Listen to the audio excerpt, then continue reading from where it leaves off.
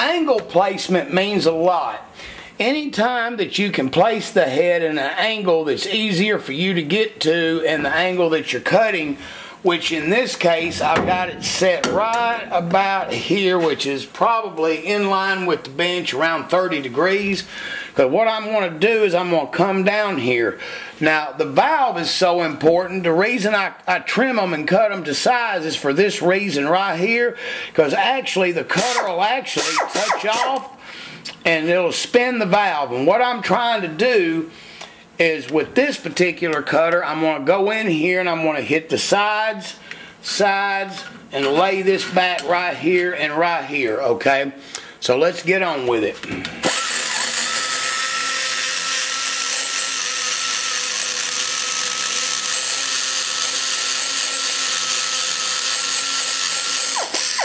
See how it's starting to make the valve rotate?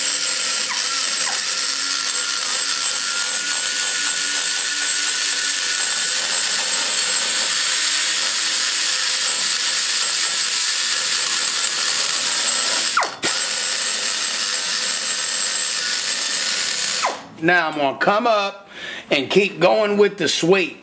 This is important because as you're texturing and layering, you keep the sweep controlled, or else you'll have up and down what I call ridges or whale humps. So here we go. Other thing, always stay inside the gasket line. Very rarely do I make the gasket line disappear.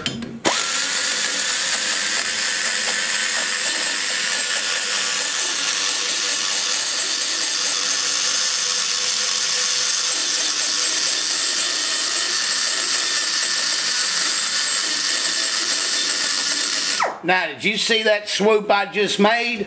I brought it down there and then pulled. What I'm trying to do is get that right there where it's got an angle of release that's got about 10 to 15 degrees in it. Also, here, notice how the curvature of this chamber is. What I'm going to do is I'm going to keep that layer going and pull it. I usually try to make it line straight up.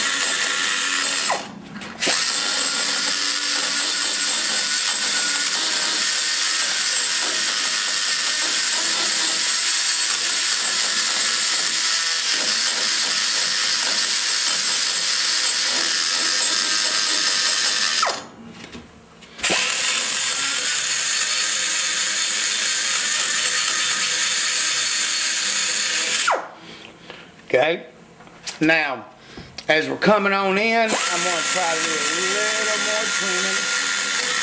I leave the real close trimming to the stones, which I come back in here later. But you can already tell, look at the amount.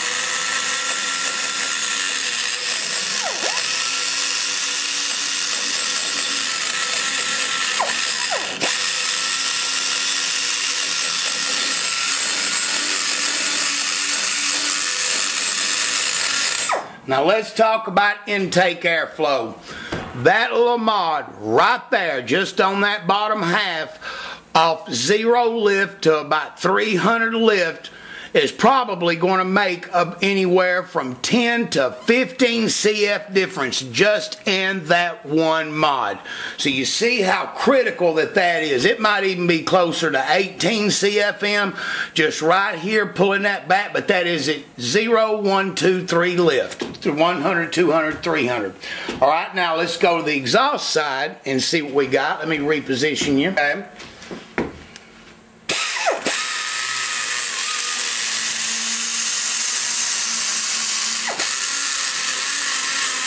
Wow, that was a good swoop.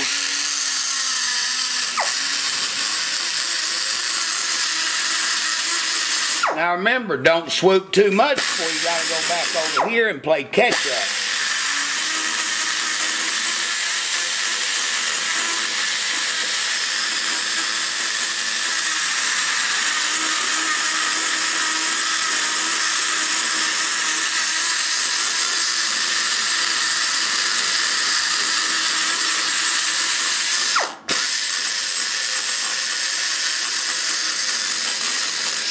Now, you can see the little bit of a ridge that's separating right there to the valve. That's what I'm going off of, trying to use this point. It's just the right roundness. Then I'll pull back. This is called the mask, is what we call it in porting terms, a combustion chamber mask. Okay.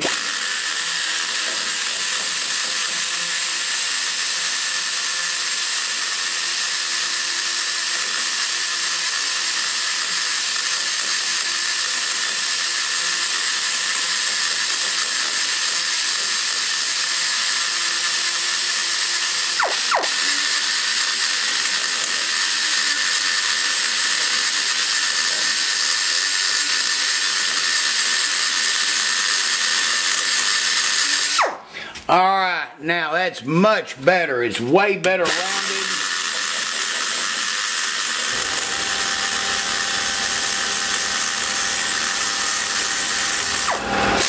Now I'm going to come in here and pull over.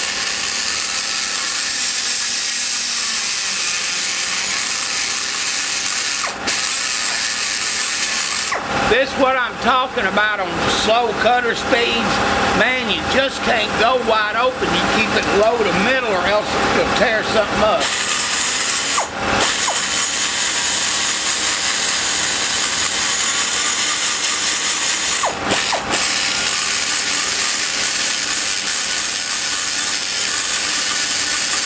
Once again, every time I take a deep plunge, I'm going back.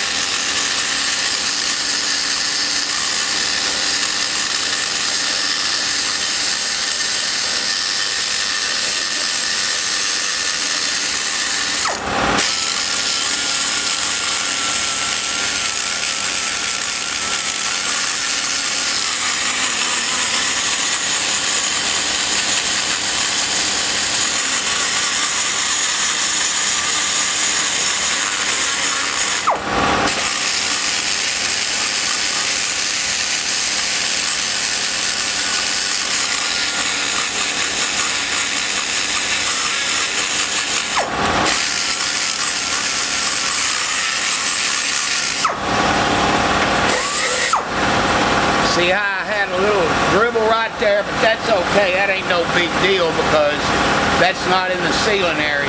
Where you got to worry about is where the fire ring is. Now, for the most part,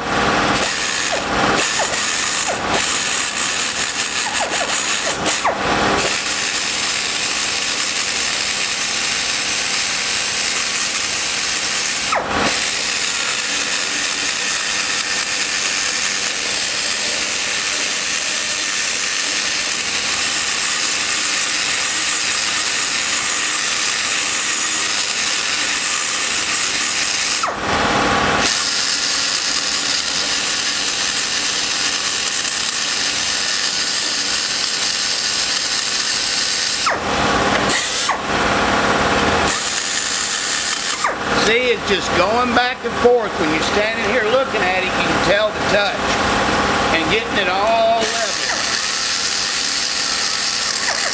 But you'll do a lot of touch-up with it when you're done with all the chambers. You sit here, and I got little circles and things that cardboard cutouts that I try to lay on it and make sure they're all equal. I'll take my micrometer, go over it. There's the final touch-up work. But look what a dramatic difference that this right here just made. I'm going to hold off till the compressor stops. Hey, I've got it as close up as I can get it to give you a shot of the before and after on the bottom half. It takes rocket scientists to see the major gains here. Okay, look at this here. Look how laid back that is. Now, if we go over here to that, hell, this ridge is almost up with the valve. Okay, now look right here, our pickup gain. All right, I mean, it's pulled back, layered, this whole section cut out right here. Looky here how it totally closes up the shortest path of the port, which once again has to do with the air coming in the closest spot between the ports. I think we've talked about this in some other videos, but I can't tell you the amount of power and airflow from right here to right here that happens at off 0 lift up to 300. That's 0, 1, 2, 3. It's just dramatic because it's all hugging this area like right here. So it's begging to be let out. So look at our area here, our cut, our pull in. Look how tall it is, shrouding the valve. Come up here. Here's something I wanted you to notice. Look how that's protruding to a point. There's actually a deep machinist ridge. On this side here, that ridge is totally pulled out. This is rolled and laid back so it won't interfere with airflow. Then we come over here. We pretty much do the same thing to that one. And you see the time that it took for that one little mod right there. Right now, 85% of this is done. You have to go back when all of them are done and then start equalizing them and get them all close to blending. Like I was trying to tell you, when the compressor was running, I use a micrometer and I have a couple of things I created. I'll be showing that in another video one day of how I lay objects in there to measure circumference or whatever to try to get everything blended and equal. That's something I've never showed on any of my videos that I'm saving for the mathematical portion of when I get ready to do this. So anyway, what we're going to do now is we're going to turn the head around and do the top side of it.